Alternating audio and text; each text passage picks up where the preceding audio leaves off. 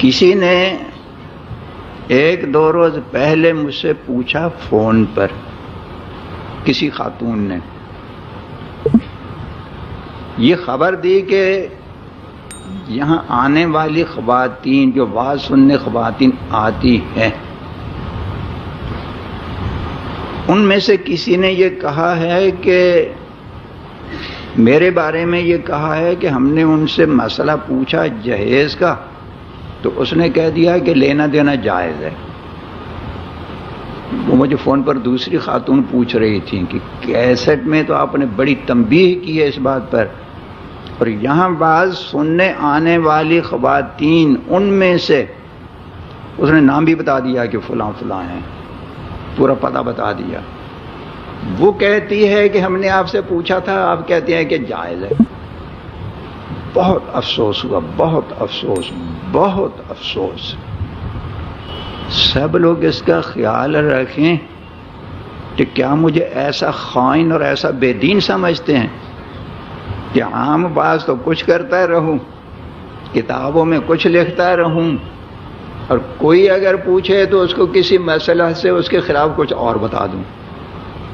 پھر تعجب اور افسوس یہ کہ وہ خواتین جو یہاں بیان سننے آتی ہیں ان میں سے ایک خاتون کو ایسی نالائق ہے، نالائق، وہ کہتی ہے کہ ہم نے تو پوچھا تھا تو وہ کہہ دیا کہ جائز ہے۔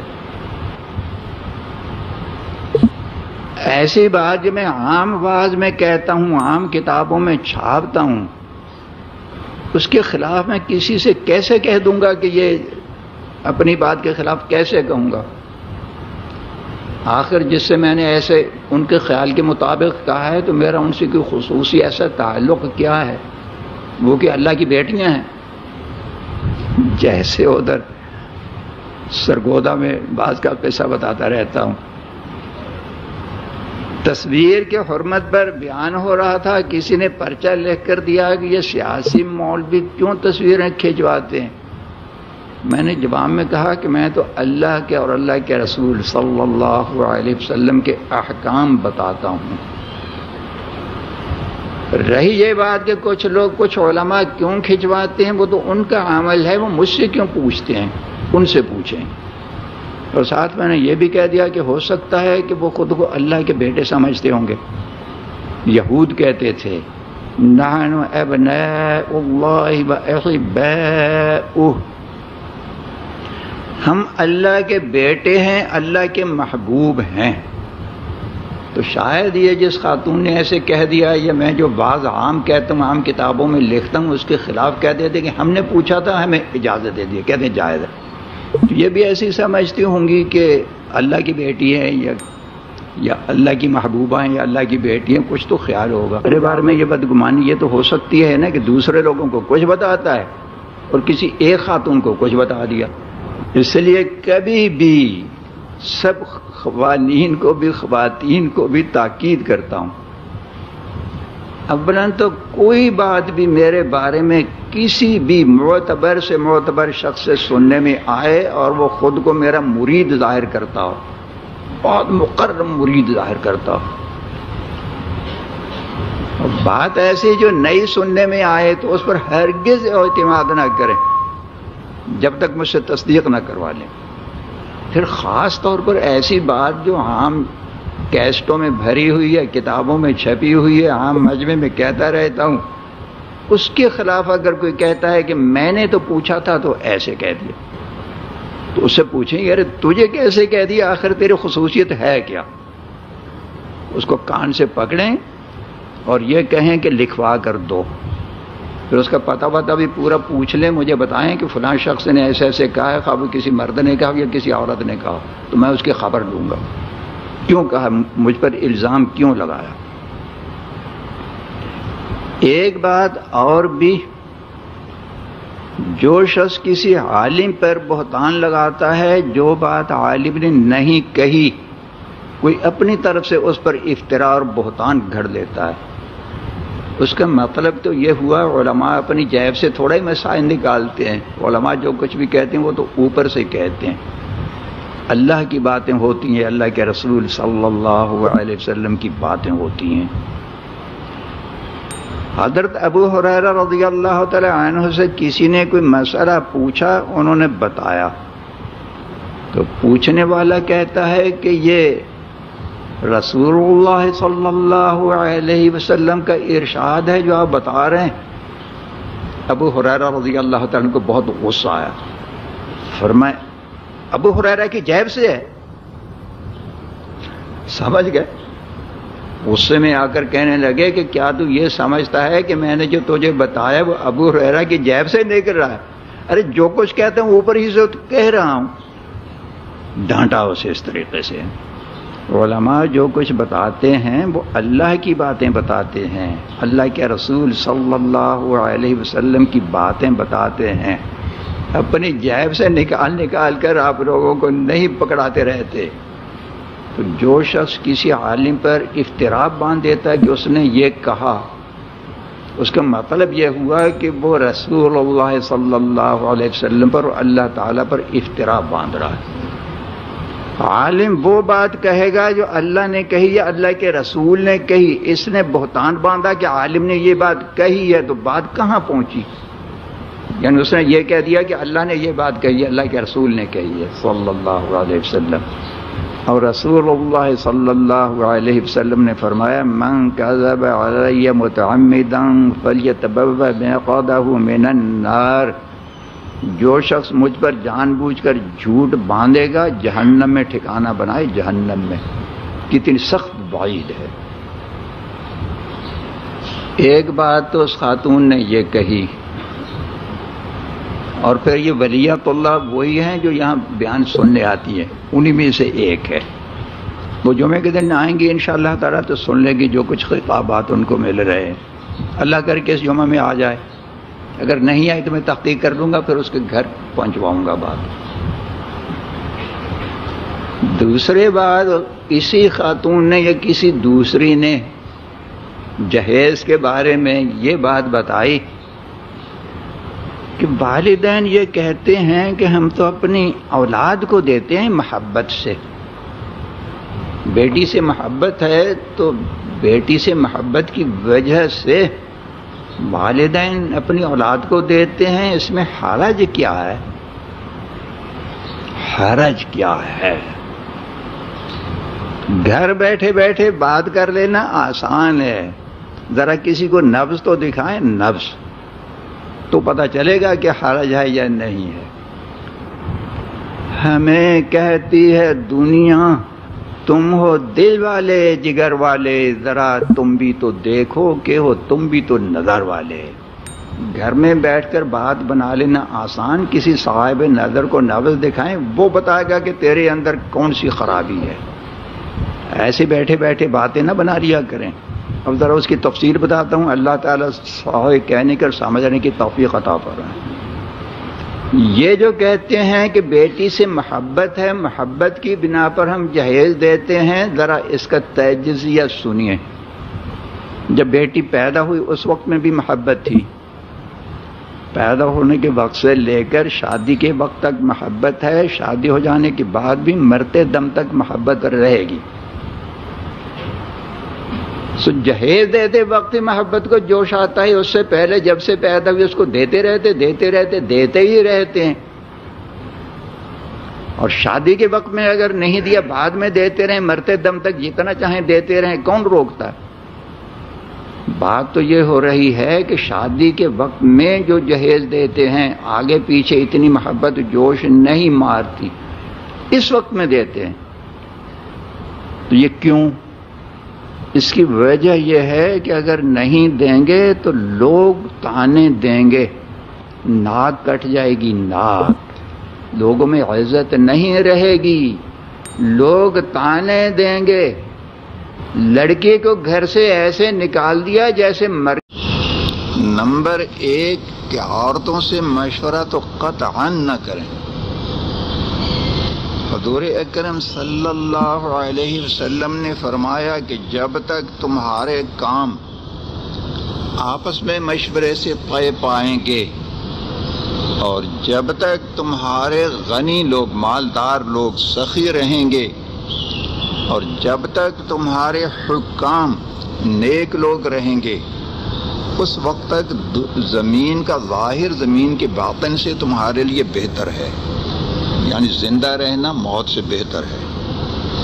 اور جب یہ تینوں کام بگڑ گئے، تینوں میں سے ایک بگڑ گیا، مشورے ہونے لگے عورتوں سے، اور حکام ہو گئے بے دین شریر لوگ، اور غنی مالدار لوگ، ان میں آ گیا بخل۔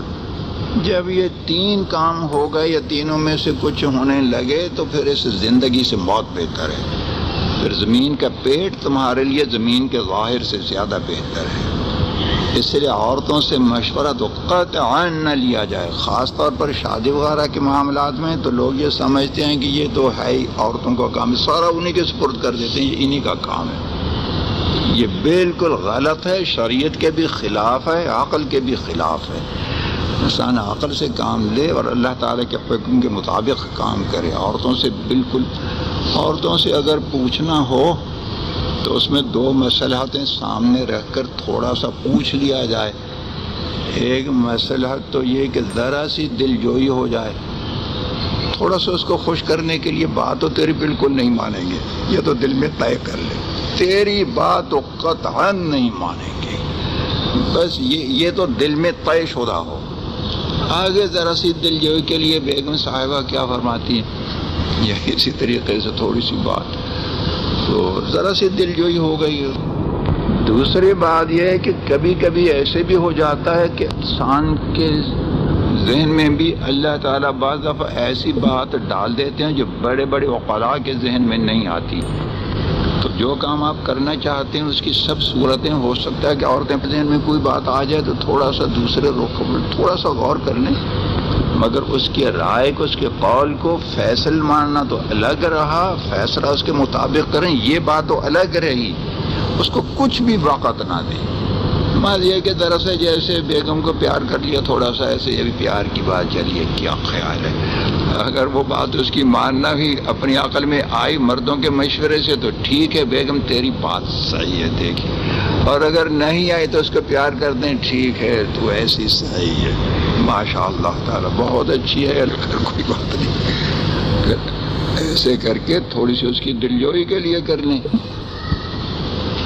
زمانے کے لحاظ سے احکام میں تغیر ہو جاتا ہے کچھ، یہ جو میں نے بات بتائی ہے تھوڑی سی بات پوچھ لیا کریں، شریعت میں تو یہ بھی نہیں ہے، شریعت میں یہ ہے کہ پوچھو ہی مت، عورتوں سے پوچھنے کی بات ہے ہی نہیں، مرد کریں آپس میں، تو جب اس سے مشورہ آپ کو استشارہ کرنے کی اجازت ہی نہیں ہے تو وہ آپ کسی بھی نیت سے پوچھیں وہ تو غلط ہو جائے گا، پوچھتے کیوں ہیں؟ بالکل مت پوچھو، بس وہ زمانے کا تغیر ہے، عورتوں کو لوگوں نے بنا رکھا ہے اپنے سردار، اپنے بادشاہ بنا رکھا ہے، تو اس سے اتار کر ذرا سی بات کہ چلیے ایک دم گرانے کی بجائے تھوڑی سی لیپا پوتی کر دیں، اس کو تھوڑی سی تسلی ہو جائے، تو یہ زمانے کے تغیر سے ایسا ہوا ہے، ورنہ حقیقت یہ ہے کہ قطعاً نہیں پوچھنا چاہیے، اصل بات تو وہ ہے۔ خاص طور پر رشتے جیسے معاملے میں زیادہ سے زیادہ اتنی بات کہ کسی لڑکی کو دیکھنے گئے تو مرد اس کو تو دیکھ نہیں سکیں گے، کوئی خاتون جا کر دیکھ لے، دیکھ کر یہ بتا دے کہ اس کی شکل و صورت کیسی ہے، وہ بھی جو عورت دیکھنے جائے گی نا تو اس کی شکل و صورت سے زیادہ دیکھے گی کہ اس کا فیشن کیسا ہے، مال کتنا ہے، اور وہ اس کو کیا کہتے ہیں ایڈوانس ہے، یعنی وہ لڑکی ایڈوانس اپ ٹو ڈیٹ وہ ایسی ہے یا نہیں، وہ تو ان چیزوں کو دیکھے گی۔ عورتوں میں تو حب مال بہت ہوتی نا، حب مال اور حب جاب بہت زیادہ، وہ تو ایسے دیکھ کر کے لائے گی۔ بعض لوگ یہ عذر بتاتے ہیں کہ بہو کو اگر ساس دیکھ کر لائے گی تو وہ چونکہ ساس کے ساتھ بہو کو رہنا ہے، تو اگر ہم نے کہیں رشتہ کر دیا تو پھر وہ بیوی ہمیشہ لڑتی رہے گی، دیکھیے ایسی لے آئے، ایسی لے آئے، ایسی لے آئے، وہ اس کی مصیبت اسی کے ساتھ۔ جب کہیں کوئی اشکال ہوگا تو ہم کہہ دیں گے کہ تمہاری لائی ہوئی، اپنی جان چھڑانے کے لیے مرد ایسے کر لیتے ہیں۔ یہ خیال بھی بالکل غلط ہے، اس لیے کہ اللہ کے قانون کے خلاف کر کے آپ کسی بھی مصلحت سے کام کریں گے تو وہ مصلحت نہیں ہے، نتیجہ اس کا عذاب ہی عذاب ہوگا، کوئی مصلحت اللہ کے قانون کے خلاف نہیں چل سکتی۔ دوسرے بات کہ عورتوں کے سپرد جب کر دیتے ہیں تو دنیا میں یہ بتائیں کہیں ساس اور بہو کا آپس میں نباہ ہوا؟ کہہ دیں آپ کسی اپنی والدہ سے کوئی کہہ دے کہ جا کر وہ تلاش کر ہمارے لیے بیٹی تلاش کر کے لائیں آپ خود، یا یہ ہے کہ آپ اپنی وہ بیگم سے کہہ دیں کہ اپنے بیٹے کے لیے ہم تلاش نہیں کریں گے، تم تلاش کر کے لاؤ، تاکہ بعد میں پھر وہ نہ ہو گئی ایسی ہے اور ایسی ہے اور ایسی ہے۔ وہ تلاش کر کر کے جو لائے گی تو لڑیں گی، تو پھر بھی وہ تو ہو ہی نہیں سکتا کہ نہ لڑیں۔ یہ تو دنیا میں ناممکن ہے کہ وہ بہو اور ساس نہ لڑیں، ناممکن تو نہیں ہے، ناممکن نہیں اس لیے کہہ رہا ہوں کہ الحمدللہ تعالی ہمارے ساتھ تو اللہ کا کرم ہے، ہمارے ساتھ اللہ کا کرم ہے۔ جب میں نے شادی کی تو والدین بہت خوش، پہلے سے بھی زیادہ خوش رہے۔ اپنے بچوں کی شادیاں کی الحمدللہ تعالی، یہاں بھی سارے سب خوش ہیں، کوئی کسی کو کسی سے ذرا برابر بھی کوئی اشکال نہیں ہے۔ اگر بات ہوتی ناممکن تو پھر تو یہ بھی نہ ہوتا، مگر وہ عام طور پر ناممکن ہوتی ہیں۔ اور ہمارے ساتھ جو اللہ تعالیٰ کا کرم ہوا تو وہ انوار رشید میں اپنے پڑھا ہی ہوگا کہ شادی کے موقع پر میں نے کیا کیا اور کیسی کیسی دعائیں کی اور اللہ تعالیٰ نے کیسی کیسی مدد فرمائی۔ وہ تو قصہ ہو گیا، اللہ کی رحمت ہو گئی۔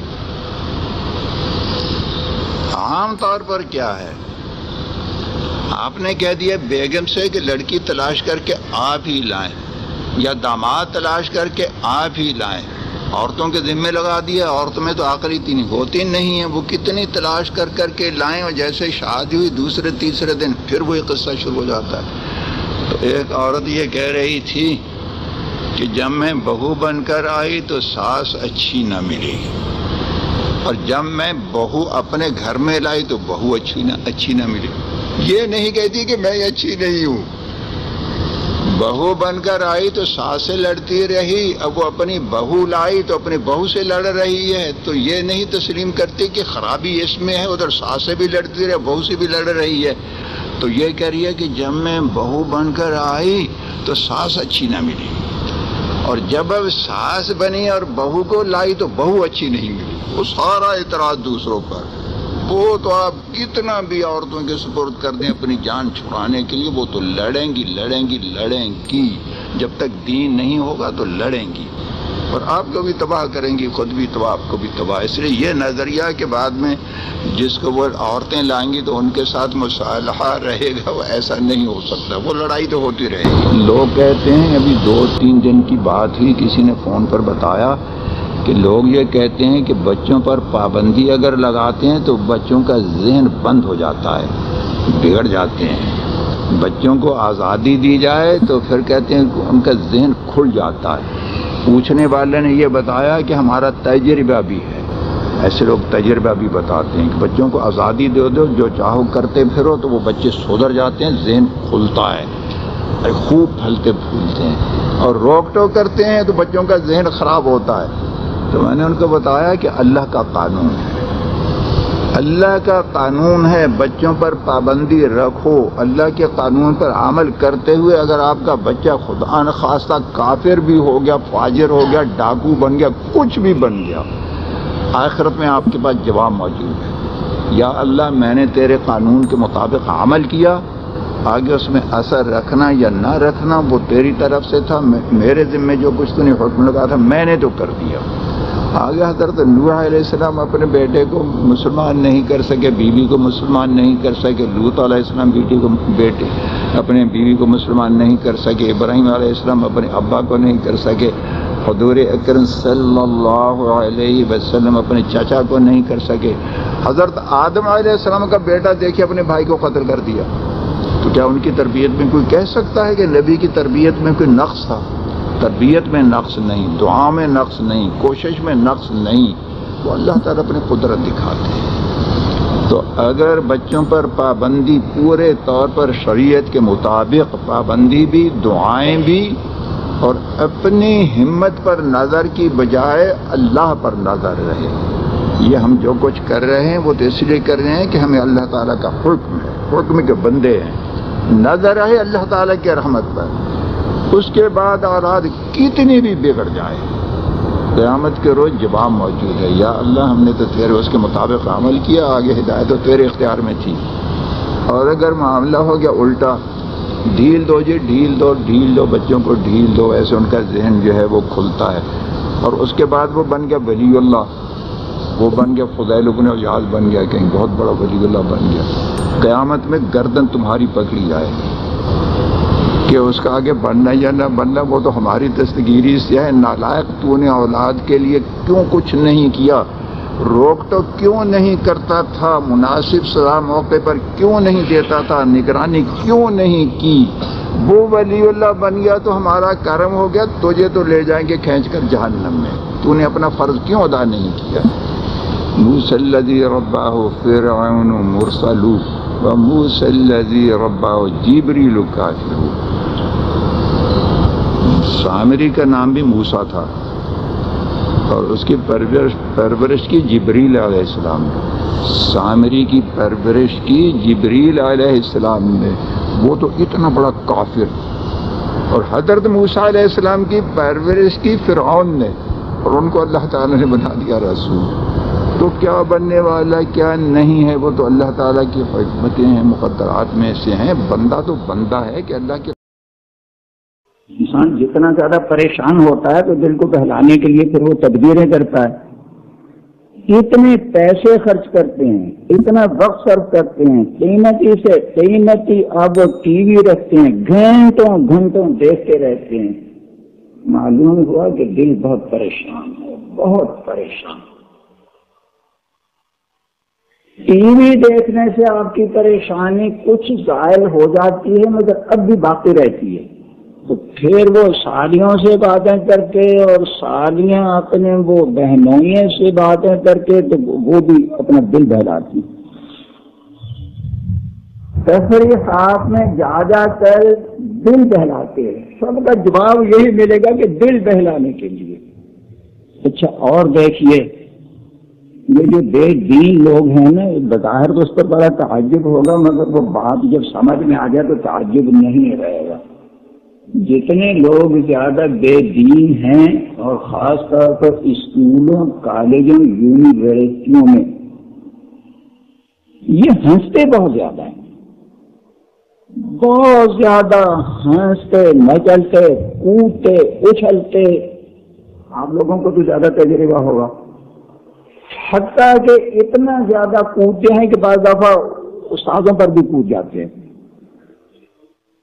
ہنسنا کودنا بہت بہت بہت بہت کرتے۔ میں نے بیرون ملک دیکھا کہ وہاں تو کوئی بغیر ہنسے بات کرتا ہی نہیں ہے، پہلے ہنسے گا اس کے بعد بات کرے گا، خواہ وہ عورت ہو خواہ مرد ہو، وہاں تو عورت اور مرد کا کوئی فرق ہے ہی نہیں۔ آپ جس سے بھی کچھ بات کرنا چاہیں یا کوئی دوسرا آپ سے بات کرنا چاہے تو پہلے تو ہنسے گا، اس کے بعد بات کرے گا، بہت ہنستے ہیں۔ بظاہر معلوم ہوتا ہے کہ یہ بہت خوش ہیں، ان لوگوں کے دلوں میں بڑا سکون ہے، بڑے خوش ہیں، دیکھیے ہر وقت ہنستے مچلتے کودتے، ظاہر یہی معلوم ہوتا ہے نا، مگر بات یہاں بھی وہی ہے، ان لوگوں کے دل اتنے پریشان ہیں، اتنے پریشان کہ پریشانی کے علاج کے طور پر دل بہلانے کے لیے ان کے جو ماہرین نفسیات ہیں وہ ان کو بتاتے ہیں کہ ہر وقت ہنستے رہو، ہنستے رہو، ہنستے رہو، ایسے دل میں کچھ بھی اوپر سے ہنستے رہو۔ جیسے کوڑی کے اوپر سبزہ پیدا ہو گیا، نجاستوں کے ڈھیر کی کوڑی ہے، اس کے اوپر سبزہ پیدا ہو گیا، دیکھنے میں ماشاء اللہ تعالی ہریال اور پھول بھول لگے ہوئے ہیں، بہت اچھا لگ رہا ہے سبزہ، اور اوپر شبنم بھی ہو، آپ نے سوچا کہ شبنم والے سبزے پر ذرا پاؤں رکھ دوں تو وہ صحت کے لیے ٹھیک رہے گا، پاؤں رکھا تو گھٹنے تک نجاست میں۔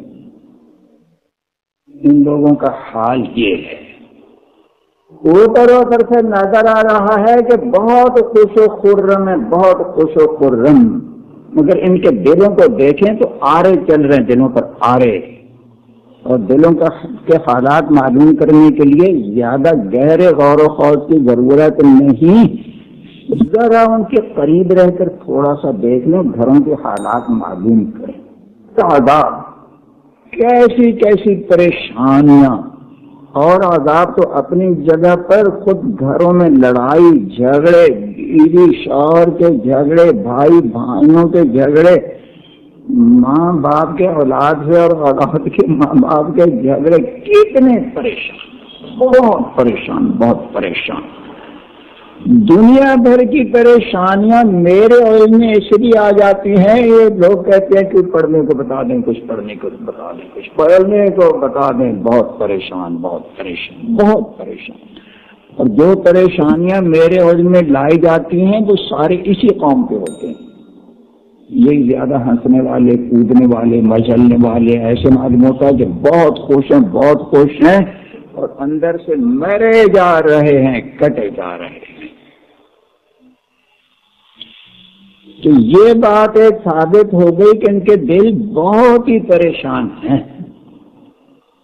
جتنی زیادہ ضرورت ہوتی ہے، جتنا مرض زیادہ شدید اور مدید ہوتا ہے، اسی قدر اس کا علاج اور اس کے نسخے زیادہ استعمال کیے جاتے ہیں۔ تو یہ پریشانی ظاہر کرنے کے نسخے کتنے استعمال کرتے ہیں، سارے گنتے چلے جائیں۔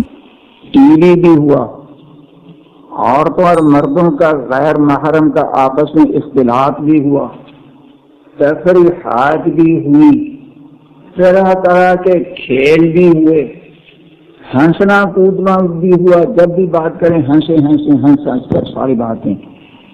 تو ان میں سے اس سے یہ ثابت ہوا کہ یہ جو اتنی زیادہ تدبیریں کرتے ہیں دل بہلانے کی، اتنی زیادہ، رات دن اسی میں لگے رہتے ہیں، اس سے یہ ثابت ہوا کہ بہت پریشان ہیں۔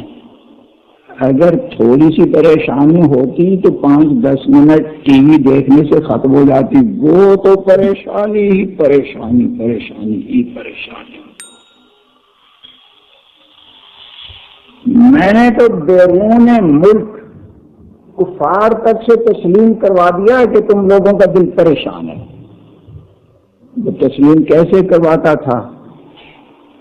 اس طریقے سے کہ جہاں کہیں جانا ہوتا، مطار وغیرہ، ایئرپورٹ وغیرہ وغیرہ، جہاں بھی ہمیں سے کوئی بحث نہیں کہ یہ کون ہے کون نہیں ہے، کتنا بڑا عہدہ ہے، کوئی بھی ہو،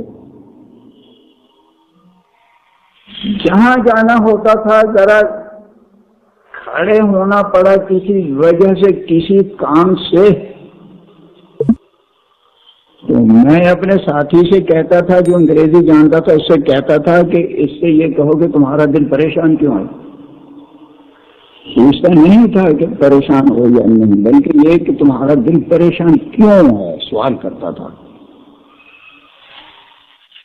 پھر وہ ساتھی میرا تعارف بھی کروا دیتے تھے کہ یہ دل کے اسپیشلسٹ، وہ تو اللہ نے بنا ہی دیا ہے دل کے اسپیشلسٹ، تو میں کیسے انکار کروں کہ نہیں ہوں؟ مجھے تو چہرے سے دل نظر آ جاتا ہے، ان کے چہرے کی پریشانی بتا دیتی تھی کہ اس کا دل پریشان ہے۔ میں اس سے کہتا کہ آپ کا دل پریشان کیوں ہے، تو اکثر تو اسی وقت تسلیم کر لیتے کہ ہاں پریشان ہے۔ کبھی کبھی کسی نے تھوڑی سی بات چھپانا چاہی تو میں نے بڑے قوت سے کہا کہ میں دیکھ رہا ہوں تمہارا دل پریشان ہے، آپ کیسے نہیں مان رہے ہیں، میں تو اسپیشلسٹ ہوں، تیرا چہرہ بتا رہا ہے۔ وہ پھر کہہ رہے ہیں ہاں پریشان، وہ قوت بھی تو کام کر جاتی ہے کہ بولنے کی قوت، قوت۔ پھر میں ان سے یہ کہتا ہے کہ پریشانی کا علاج یہ ہے کہ اسلام قبول کر لو، اسلام میں پریشانی کا علاج ہے، تمہارے دل میں اسلام نہیں اس لیے تم پریشان ہو۔ پھر وہ کہتے کہ اچھا غور کریں گے اور اسلام کی کتابوں کا مطالعہ کریں گے، تو اتنا بھی کچھ ان سے میں کہہ دیتا تھا۔ اللہ کرے کہ غور کریں، کتابوں کا مطالعہ کریں اور ان کو ہدایت ہو جائے۔ تو جب کفار تک سے میں کہلا دیتا تھا تو میں آپ لوگوں کو یہ اس لیے بتا رہا ہوں کہ آپ اپنے ان مسلمان رشتہ داروں کو جو بے دین ہیں ان سے یہ نہیں کہلا سکتے کہ آپ لوگوں کا دل پریشان ہے، اور دلیل موجود ہے، آپ کے پاس دلیل موجود ہے، ایک دلیل نہیں، ان کی پوری زندگی آپ کے سامنے دلیل موجود ہے۔ ٹی وی کیوں دیکھتے ہیں، اتنا پیسہ کیوں خرچ کرتے ہیں، اتنا وقت کیوں اس پر صرف کرتے ہیں؟ اگر آپ کا دل پریشان نہیں تو دل کو بہلانے کی کیا ضرورت ہے؟ جس دل کے اندر دونوں جہان کی عشرت جس دل کے اندر اللہ نے مہیا کر دی ہو، اس کو بہلانے کی کیا ضرورت ہے؟ دونوں جہانوں کا عیش و عشرت اللہ تعالیٰ اپنے بندوں کے دلوں میں مہیا کر دیتے ہیں۔ ان کا حال تو یہ ہوتا ہے، اس کو ٹی وی جیسی لعنت دے کر دل بہلا دیجیے، اس کو کیا ضرورت؟ ارے شیطان کے بندے، تجھے ٹی وی سے دل بہلانے کی ضرورت ہے؟ تو خود بتا رہا ہے کہ تیرا دل پریشان ہے۔ اسی طریقے سے دوسری مثالیں بھی، جو کچھ یہ کرتے ہیں سب کو، جتنے دھندے بھی کرتے ہیں، تو رات دن دل بہلانے کے لیے، رات دن دل بہلانے کے لیے پہلے تو ان سے یہ اقرار کروا لیں کہ ہاں آپ یہ ساری حرکتیں خرافات دل بہلانے کے لیے کرتے ہیں، ذرا نمبر لگاتے جائیں۔ نمبر 1، جب یہ بات ان کی عقل میں اتار دیں اور وہ اقرار کر لیں، اقرار تو کرنا پڑے گا، کھلی ہوئی بات ہے۔ پھر آگے دوسرے نمبر پر، جو طریقہ دل بہلانے کا اور دل کی پریشانی کو سکون سے بدلنے کے جو طریقے آپ اختیار کر رہے ہیں، یہ طریقے عارضی ہیں۔ تھوڑی سی دیر کے لیے تو آپ ادھر ٹی وی وغیرہ کی طرف متوجہ ہوئے تو ذرا توجہ بٹ گئی، تو سکون محسوس ہوتا ہے، مگر انجام اس کا یہ ہوتا ہے کہ پریشانی بڑھتی ہے۔ اگر واقعتاً یہ علاج ہوتا تو ایک ہفتہ ٹی وی دیکھنے سے آپ کو فائدہ ہو جاتا، پریشانی چلی جاتی، پھر آئندہ نہ دیکھے گا تو علاج ہو گیا، تو پھر کیا ضرورت ہے دوا کھا دے گی؟ ہوتا تو یہ ہے کہ پہلے کسی نے اگر 15 منٹ دیکھا تو ایک ہفتے کے بعد وہ 1 گھنٹہ دیکھے گا، مرض تو بڑھتا چلا جا رہا۔ یہ پریشانی کا علاج کیسے ہو گیا؟ پہلے 1 سالی سے بات کرتا تھا، اور اس کے بعد چاہے تھا کہ اگر اس کی 100 سالیاں ہوتی تو سب کے ساتھ ہنسی مذاق اور ہاتھ ہاتھ کرتا۔ بیماری تو بڑھتی چلی جا رہی ہے، تو یہ تمہارے دل کو سکون ملا کیسے؟ وہ تو بڑھ رہا۔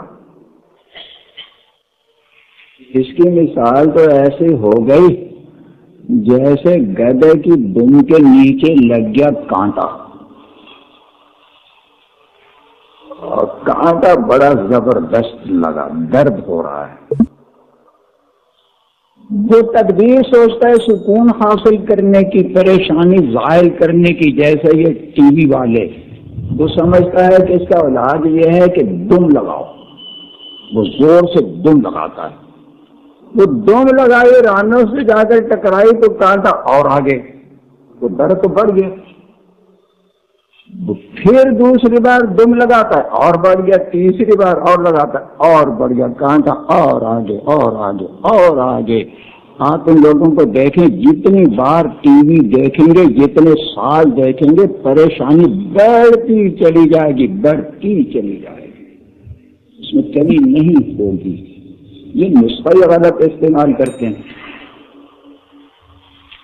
جتنا تڑپو گے جال کے اندر، جال گھسے گا کھال کے اندر۔ کوئی جال میں پھنس گیا تو وہ سمجھتا ہے کہ تڑپ تڑپ کر نکل جاؤں گا، جتنا تڑپ گیا وہ کھال میں گھسے گا۔ ارے کسی انسان کے پاس جاؤ، اس سے یہ کہو کہ میرا یہ جال کھول دے، وہ کھول دے گا تو آپ آزاد ہو جائیں گے۔ گدھے کا کوئی سمجھائے، ارے گدھے صاحب تو جو دم لگا لگا کر علاج کر رہا ہے، کسی انسان کے پاس جاؤ، اس کو کہو کہ کانٹا نکال دے، وہ کانٹا نکال دے گا، کچھ مرہم لگا دے گا، سکون مل جائے گا۔ تو یہ ٹی وی والے اور غیر محرم عورتوں سے ہنس ہنس کر مذاق کر کر کے دل بہلانے والے، ان کی دموں کے نیچے کانٹے لگے ہوئے، تو اور دم لگاتے ہیں تو اور آگے، اور دم لگاتے ہیں تو اور آگے، اور دم لگاتے ہیں اور آگے۔ کسی نے ایک دو روز پہلے مجھ سے پوچھا فون پر، کسی خاتون نے یہ خبر دی کہ یہاں آنے والی خواتین جو واز سننے خواتین آتی ہیں ان میں سے کسی نے یہ کہا ہے کہ میرے بارے میں یہ کہا ہے کہ ہم نے ان سے مسئلہ پوچھا جہیز کا تو اس نے کہہ دیا کہ لینا دینا جائز ہے۔ وہ مجھے فون پر دوسری خاتون پوچھ رہی تھی کہ کیسٹ میں تو آپ نے بڑی تنبیہ کی ہے اس بات پر، اور یہاں بعض سننے آنے والی خواتین ان میں سے، اس نے نام بھی بتا دیا کہ فلاں فلاں ہیں، پورا پتہ بتا دیا، وہ کہتی ہے کہ ہم نے آپ سے پوچھا تھا، آپ کہتے ہیں کہ جائز ہے۔ بہت افسوس ہوا، بہت افسوس، بہت افسوس۔ سب لوگ اس کا خیال رکھیں کہ کیا مجھے ایسا خائن اور ایسا بے دین سمجھتے ہیں کہ عام باز تو کچھ کرتا رہوں، کتابوں میں کچھ لکھتا رہوں، اور کوئی اگر پوچھے تو اس کو کسی مسئلہ سے اس کے خلاف کچھ اور بتا دوں۔ پھر تعجب اور افسوس یہ کہ وہ خواتین جو یہاں بیان سننے آتی ہیں ان میں سے ایک خاتون کو ایسی نالائق ہے، نالائق، وہ کہتی ہے کہ ہم نے تو پوچھا تھا تو وہ کہہ دیا کہ جائز ہے۔ ایسی بات جو میں عام آواز میں کہتا ہوں، عام کتابوں میں چھاپتا ہوں، اس کے خلاف میں کسی سے کیسے کہہ دوں گا کہ یہ اپنی بات کے خلاف کیسے کہوں گا؟ آخر جس سے میں نے ایسے ان کے خیال کے مطابق کہا ہے تو میرا ان سے کوئی خصوصی ایسا تعلق کیا ہے؟ وہ کہ اللہ کی بیٹیاں ہیں۔ جیسے ادھر سرگودا میں بعض کا قصہ بتاتا رہتا ہوں، تصویر کے حرمت پر بیان ہو رہا تھا، کسی نے پرچہ لکھ کر دیا کہ یہ سیاسی مولوی کیوں تصویریں کھنچواتے ہیں؟ میں نے جواب میں کہا کہ میں تو اللہ کے اور اللہ کے رسول صلی اللہ علیہ وسلم کے احکام بتاتا ہوں۔ رہی یہ بات کہ کچھ لوگ، کچھ علماء کیوں کھنچواتے ہیں، وہ تو ان کا عمل ہے، وہ مجھ سے کیوں پوچھتے ہیں؟ ان سے پوچھیں۔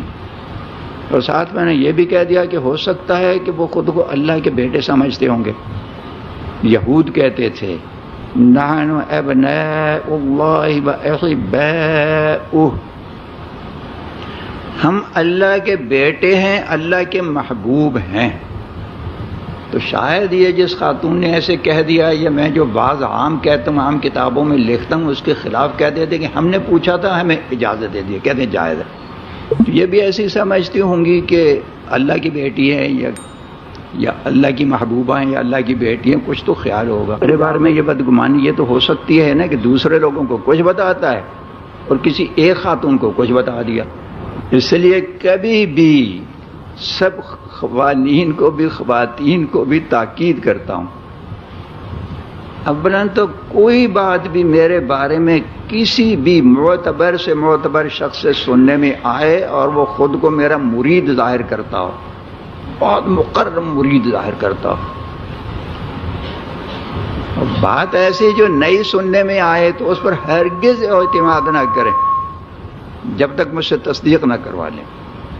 پھر خاص طور پر ایسی بات جو عام کیسٹوں میں بھری ہوئی ہے، کتابوں میں چھپی ہوئی ہے، عام مجمع میں کہتا رہتا ہوں، اس کے خلاف اگر کوئی کہتا ہے کہ میں نے تو پوچھا تھا تو ایسے کہہ دیا، تو اس سے پوچھیں یار تجھے کیسے کہہ دیا، آخر تیری خصوصیت ہے کیا؟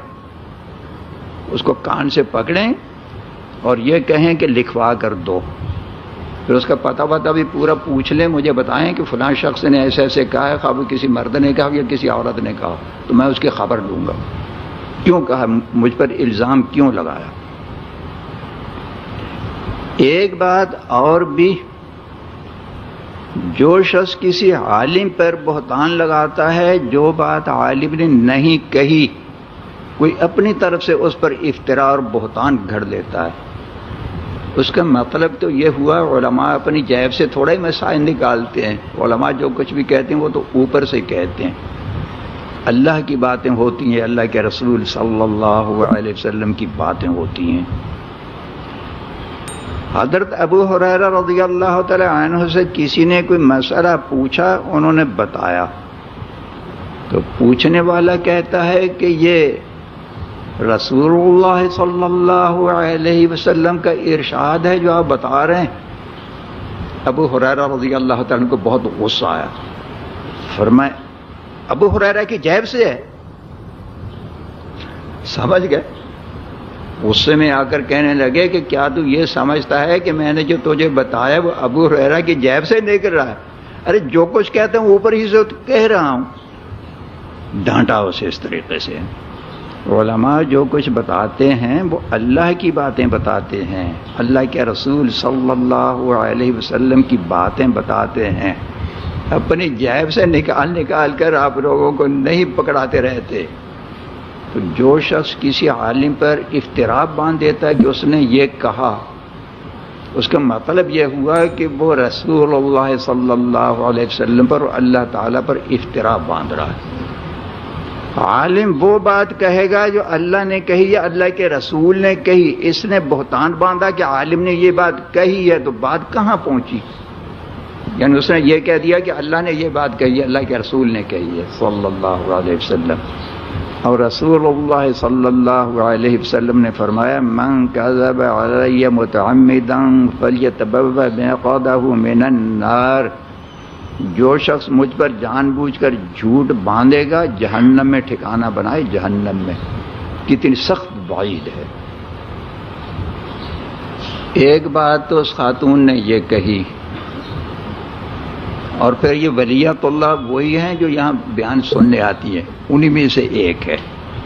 وہ جمعے کے دن آئیں گی انشاءاللہ تعالیٰ تو سن لیں گی جو کچھ خطابات ان کو مل رہے ہیں۔ اللہ کر کے اس جمعہ میں آ جائے، اگر نہیں آئی تو میں تحقیق کر لوں گا، پھر اس کے گھر پہنچواؤں گا بات۔ دوسرے بات، کسی خاتون نے یا کسی دوسری نے جہیز کے بارے میں یہ بات بتائی کہ والدین یہ کہتے ہیں کہ ہم تو اپنی اولاد کو دیتے ہیں محبت سے، بیٹی سے محبت ہے تو بیٹی سے محبت کی وجہ سے والدین اپنی اولاد کو دیتے ہیں، اس میں حرج کیا ہے؟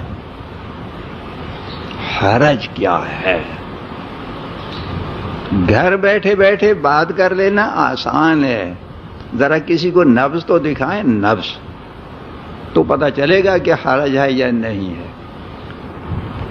ہمیں کہتی ہے دنیا تم ہو دل والے جگر والے، ذرا تم بھی تو دیکھو کہ ہو تم بھی تو نظر والے۔ گھر میں بیٹھ کر بات بنا لینا آسان، کسی صاحب نظر کو نبض دکھائیں، وہ بتائے گا کہ تیرے اندر کون سی خرابی ہے۔ ایسے بیٹھے بیٹھے باتیں نہ بنا لیا کریں۔ اب ذرا اس کی تفسیر بتاتا ہوں، اللہ تعالیٰ صحیح کہنے کر سمجھنے کی توفیق عطا فرمائے۔ یہ جو کہتے ہیں کہ بیٹی سے محبت ہے، محبت کی بنا پر ہم جہیز دیتے ہیں، ذرا اس کا تجزیہ سنیے۔ جب بیٹی پیدا ہوئی اس وقت میں بھی محبت تھی، پیدا ہونے کے وقت سے لے کر شادی کے وقت تک محبت ہے، شادی ہو جانے کے بعد بھی مرتے دم تک محبت رہے گی۔ سو جہیز دیتے وقت محبت کو جوش آتا ہے، اس سے پہلے جب سے پیدا ہوئی اس کو دیتے رہتے ہی رہتے ہیں۔ اور شادی کے وقت میں اگر نہیں دیا بعد میں دیتے رہیں، مرتے دم تک جتنا چاہیں دیتے رہیں، کون روکتا ہے؟ بات تو یہ ہو رہی ہے کہ شادی کے وقت میں جو جہیز دیتے ہیں آگے پیچھے اتنی محبت جوش نہیں مارتی، اس وقت میں دیتے ہیں۔ تو یہ کیوں؟ اس کی وجہ یہ ہے کہ اگر نہیں دیں گے تو لوگ طعنے دیں گے، ناک کٹ جائے گی، ناک، لوگوں میں عزت نہیں رہے گی، لوگ طعنے دیں گے۔ لڑکے کو گھر سے ایسے نکال دیا جیسے مر